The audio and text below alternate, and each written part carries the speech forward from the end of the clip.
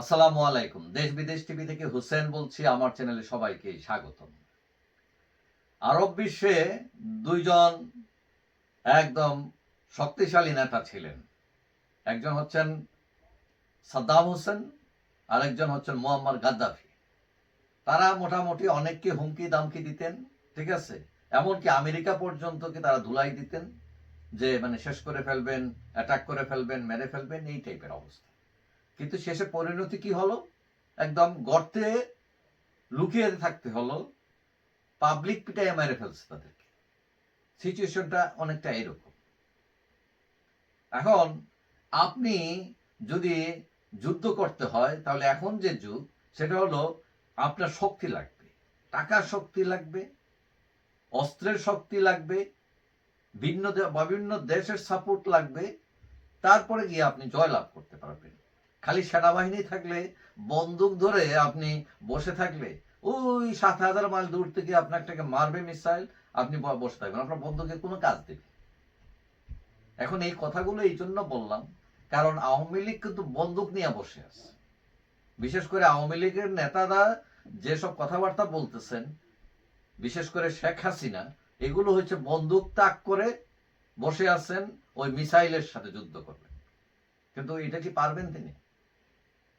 এখন শেখ হাসিনা ভারতে বসে তিনি হুমকি দামকি দিতেছেন, লিস্ট করে রাখো, আমি আসতেছি, আমি বিচার করব। তো এইটা বলতেছেন, আর এদিকে ছেলেপেলেরা বৈষম্য বিরোধী বিভিন্ন জায়গায় আসে, ওই যে ৩২ নম্বর ভাইঙ্গা দিচ্ছে, সুধা সদনে আগুন দিচ্ছে, নেতাদের বাড়ি জ্বালায় দিচ্ছে, একটা হুলস্থুল কাণ্ড। কিন্তু এখন প্রশ্ন উঠেছে যে তিনি যে শেখ হাসিনা নিজে এসব কথা বলছেন, এইগুলাতে লাভ হচ্ছে না কর্মীরা বিপদে পড়তেছে? তারপরে বিভিন্ন কর্মসূচি দিচ্ছেন, হরতাল পর্যন্ত দিয়েছেন, এবং মানুষ এটা নিয়ে হাসাহাসিও করতেছে। কেউ বলতেছে যে এই হরতাল এটা কি অনলাইনে পালিত হবে না অফলাইনে হবে? এখন আওয়ামী লীগের পেজে দেখা গেছে যে হ্যাঁ, কিছু কিছু জায়গায় মানে খালি রাস্তা, এগুলোতে হরতাল পালিত হয়েছে এরকম। কিন্তু বাংলাদেশের কোন পত্রিকা, জাতীয় পত্রিকা হরতালের কোনো নিউজই নেই। মানে তারা বলতে চাচ্ছে হরতাল কোনো ম্যাটারই নেই এখন। এখন কেউ কেউ বলছেন যে এইসব হরতাল দেওয়া হচ্ছে যে সরি, কর্মীদের মনোবল বাড়ানোর জন্য, ধরে রাখার জন্য। কিন্তু এটা আসলে মনোবল বাড়াচ্ছে না কর্মীরা উল্টো বিপদে পড়তেছে, এটা অ্যানালাইসিস করা দরকার।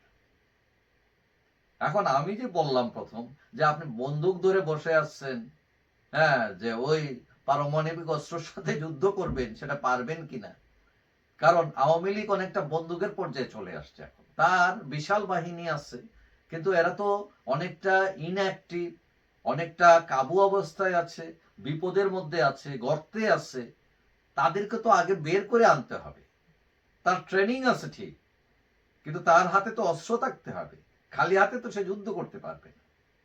এখন প্রতিপক্ষ কারা এটাও বুঝতে হবে। এখন সবাইকে যদি বিপদগ্রস্ত করে রাখা হয় এবং এই অবস্থায় তার উপর কতগুলো কর্মসূচি দিয়ে দেওয়া হয় এবং অনলাইনে অ্যাক্টিভ থেকে আপনি ক্ষমতা দখল করে ফেলবেন, এটা সম্ভব কিনা?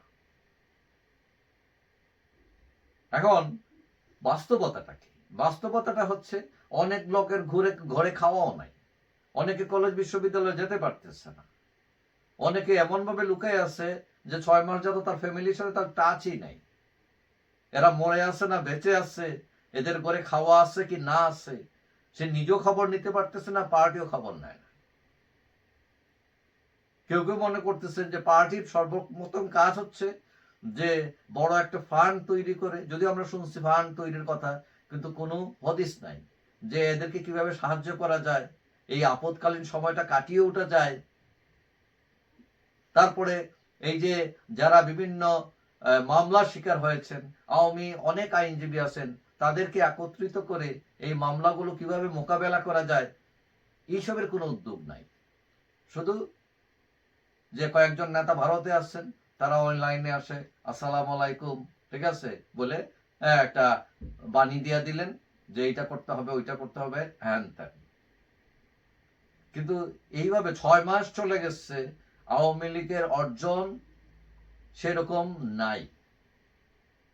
একদম নাই তা না, টুকটাক হয়েছে, বিশেষ করে প্রবাসে কিছু অ্যাক্টিভিটিস আসছে, কিন্তু এটা নট মানে এটা মোর দ্যান এনাফ না। এটা এখন কেউ কেউ মনে করেন যে আওয়ামী লীগকে কৌশল তার চেঞ্জ করতে হবে, সে যাতে উঠে দাঁড়াতে পারে, সময় লাগুক, এবং বিশেষ করে কর্মীদের সমস্যাটা যাতে তারা বুঝেন। এবং কেউ কেউ মনে করেন যে আওয়ামী লীগ এত শক্তিশালী দল, সে যদি কৌশলে দাঁড়ায় তার বছর লাগবে না দাঁড়াতে, কয়েক মাসে সে দাঁড়াবে, এবং এটা মোটামুটি নিশ্চিত। যাই হোক, সবাই ভালো থাকবেন, আশা করি দেখা হবে অন্য কোনো ভিডিওতে ইনশাআল্লাহ। আল্লাহ হাফেজ।